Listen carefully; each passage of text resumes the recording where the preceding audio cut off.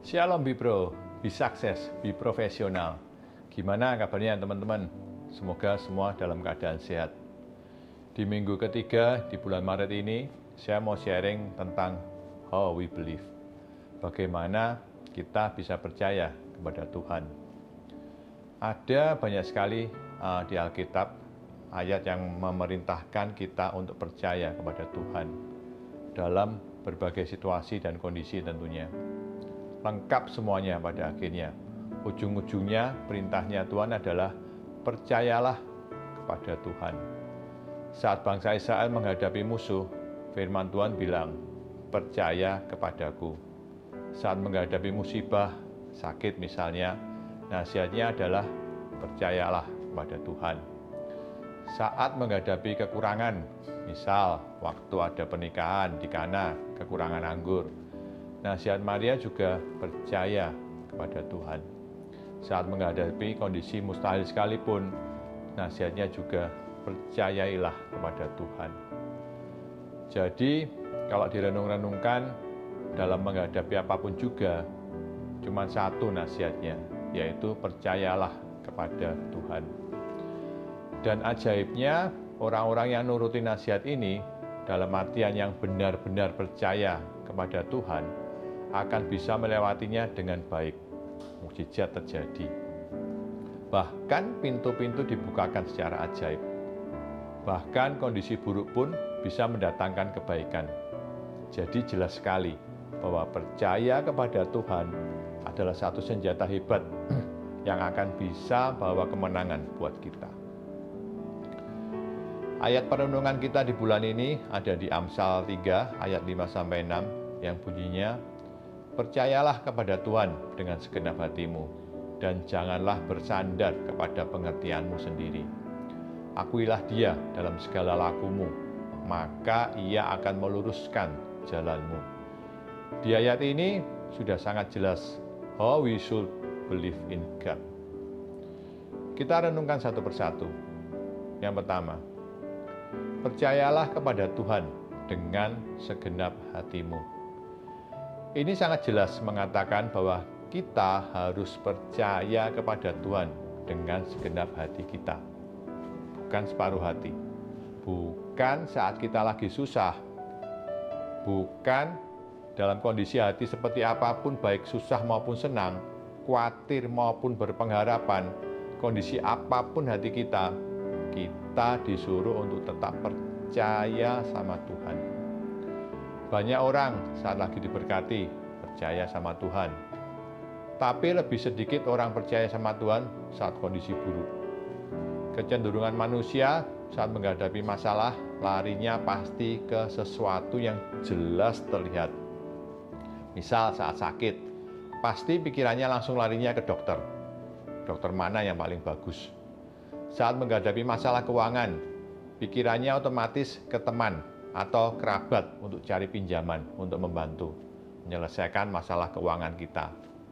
Atau saat kita menghadapi masalah di pekerjaan, pikirannya selalu langsung cari teman kerja atau kolega yang bisa bantu masalah pekerjaan kita untuk kita selesaikan.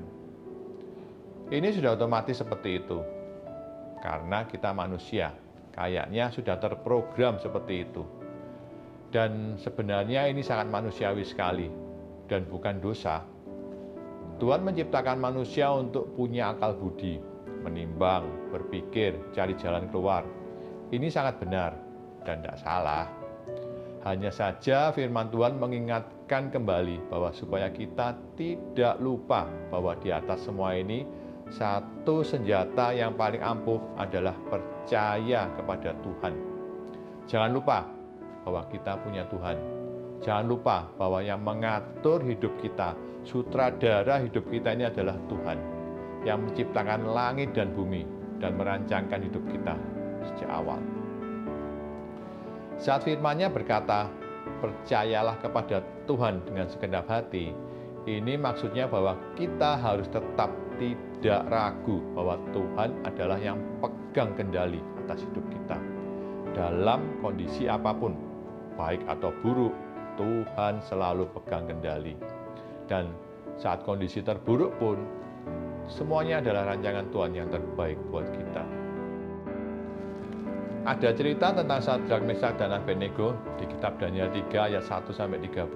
Mungkin teman-teman bisa baca sendiri.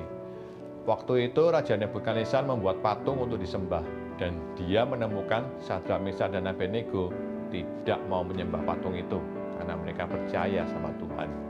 Lalu Nebukadnezar memasukkan mereka bertiga ke dapur api dan berharap mereka bisa mengingkari iman percaya mereka pada Tuhan. Saat ditantang sama Nebukadnezar, jawaban Sadrak, Meshak, dan Abednego sangat luar biasa sekali dan menunjukkan bagaimana mereka percaya total kepada Allah yang mereka sembah. Kita baca di Daniel 3 ayat 16-18, ini jawaban mereka saat ditantang oleh Nebukadnezar. Di ayat 17, jika Allah yang kami puja sanggup melepaskan kami, maka ia akan melepaskan kami dari perapian yang menyala-nyala itu dan dari dalam tanganmu, ya Raja. Tetapi seandainya tidak, hendaklah Tuanku mengetahui, ya Raja, bahwa kami tidak akan menyembah patung emas yang Tuanku dirikan itu. Sadrak, Meshak, dan Abednego percaya kepada Tuhan dengan segenap hati, sehingga meskipun Tuhan tidak menolong dan mau mereka mati sekalipun, hati mereka tidak goyah. Mereka dengan yakin berkata bahwa kepercayaan mereka kepada Tuhan tidak akan goyah sekalipun. Hasilnya tidak sesuai harapan sekalipun, mereka tidak akan goyah. Dan memang pada akhir ceritanya, Tuhan tetap menolong Sadrak, Meshak, dan Abednego. Tetapi dari sini kita melihat apa artinya percaya dengan segenap hati dalam segala keadaan. Berapa banyak kita menghadapi masalah yang mungkin berat dan dalam kondisi yang tidak baik. Firman Tuhan ingatkan lagi, percaya kepada Tuhan dengan segenap hatimu. Hati susah, hati senang, tetap percaya pada Tuhan, dan rancangannya pasti yang paling sempurna buat kita. Yang kedua, jangan bersandar kepada pengertianmu sendiri. Ini artinya pengertian atau pengetahuan manusia tetap ditaruh di bawah firman Tuhan. Ada banyak ketidakmasukakalan yang kita lihat dalam Alkitab. Laut bisa terbelah, matahari bisa berhenti, tembok besar bisa runtuh hanya karena dikelilingi dengan memuji Tuhan. Orang yang sudah mati bisa bangkit lagi. Minyak yang tadinya tidak ada bisa tercipta, langsung ada. Ribuan musuh dikalahkan oleh beberapa orang saja, dan masih banyak lagi. Ada banyak sekali di Alkitab hal-hal yang tidak bisa dicari teorinya oleh pikiran dan pengetahuan manusia. Dunia sains tidak bisa menjelaskan. Dunia kedokteran tidak menemukan teorinya. Dunia ekonomi nggak cocok penjelasannya. Teori manajemen nggak masuk akal, dan lain sebagainya. Ini artinya bahwa pekerjaan Tuhan kita itu seringkali tidak bisa dijelaskan oleh akal, pikiran, pengetahuan manusia. Oleh sebab itu, saat kita percaya sama Tuhan, kita harus bisa melepaskan segala teori yang ada dan tidak membatasi Tuhan dengan pikiran dan pengetahuan kita sendiri. Yang ketiga, akuilah Dia dalam segala lakumu. Ini artinya libatkan pimpinan Tuhan dalam setiap tindakan kita. Lawan kata dari mengakui Tuhan dalam segala laku kita adalah mencuekkan Tuhan, melupakan kalau Tuhan itu ada. Ini seringkali terjadi saat kita penuh kelimpahan, punya kemampuan, bisa jalan sendiri, seolah-olah semua keputusan kita buat sendiri berdasarkan pikiran sendiri, pikiran kita sendiri, yang rasanya sudah paling benar, paling hebat. Kadang kita lupa untuk mengakui Tuhan, kadang saking pedenya kita lupa bahwa sebenarnya yang mengendalikan segala hal yang terjadi di bumi ini adalah Tuhan.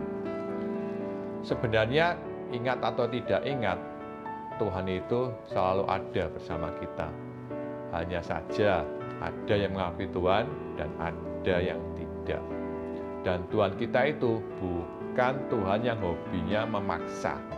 Jika kita tidak mengakui Dia, Tuhan tidak bakalan maksa. Dia mungkin diam, dan lama-lama tanpa sadar kita bisa salah jalan. Dan biasanya saat kita salah jalan, menghadapi masalah, barusan kita teriak sama Tuhan. Ya Tuhan tetap akan menolong kita jika kita sungguh-sungguh teriak minta tolong sama Tuhan. Tetapi tetap ada harga yang harus dibayar. Tetap jalan yang seharusnya pendek itu bisa jadi panjang sekali karena kita jalan sendiri dan terlanjur tersesat. Firman Tuhan berkata, "Akuilah Tuhan dalam segala lakumu." Ini mengingatkan kita untuk kita terus jalan. Jangan lupa untuk minta pimpinan Tuhan dalam segala tindakan kita. Sebelum kita salah jalan, setiap hari mari kita libatkan Tuhan dalam setiap laku kita. Dalam setiap keputusan, dalam setiap tindakan kita harus libatkan Tuhan kita. Jangan nunggu salah jalan, tapi terus kita minta pimpinan Tuhan di tiap langkah kita. Tapi ingat, saat kita mengakui Tuhan dalam langkah kita, ini nggak menjamin kita tidak ada masalah. Hanya saja dalam mengakui Tuhan, saat kita mengakui Tuhan, maka Tuhan akan menjadi pemimpin hidup kita dan akan menyediakan kekuatan dan jalan keluar untuk kita menghadapi setiap masalah kita. Hal yang keempat yang kita belajar kali ini adalah janji Tuhan buat kita. Jika kita sudah melakukan yang pertama, yaitu sudah percaya pada Tuhan dengan segenap hati. Yang kedua, sudah tidak bersandar pada pengertian kita sendiri. Dan yang ketiga, sudah mengakui Tuhan dalam segala laku kita. Maka hal yang keempat yaitu janji Tuhan yang luar biasa akan kita alami, yaitu Tuhan akan meluruskan jalan kita. Perjalanan kita dalam pengharapan tidak akan selalu lurus. Mungkin ada belok-beloknya, mungkin melalui jalan yang tidak rata, melewati lembah-lembah, melewati gunung-gunung. Tapi saat kita percaya kepada Tuhan dan mengakui Dia dalam segala langkah kita, maka bukti penyertaan Tuhan dan campur tangan Tuhan akan kita lihat. Kita baca tadi bahwa Tuhan yang akan meluruskan jalan kita.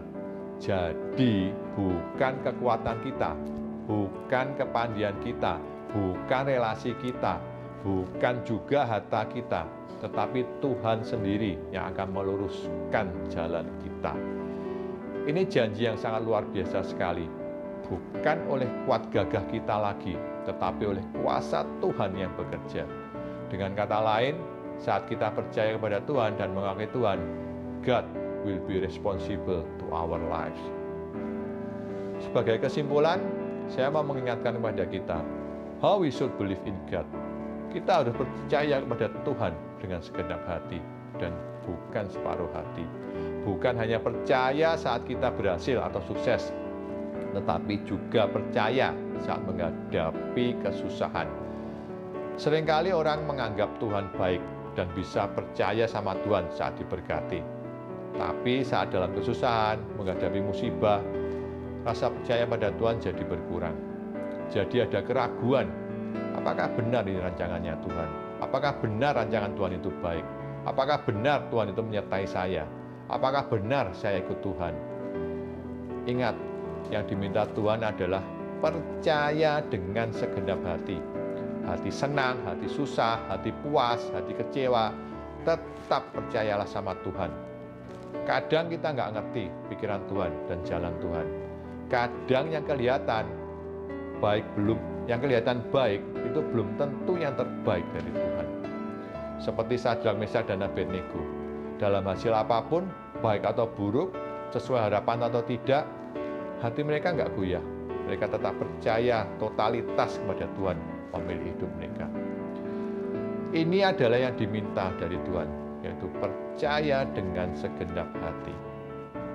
Mari teman-teman semua, perjalanan dalam pengharapan kita masih panjang. Kita nggak tahu apa yang akan kita hadapi di hari depan ini. Kita tidak boleh lengah dan harus ingat, percaya kepada Tuhan dengan segenap hati. Jangan bersandar pada pengertian kita sendiri. Dan akuilah Tuhan dalam setiap tindakan kita. Maka Tuhan akan meluruskan jalan-jalan kita.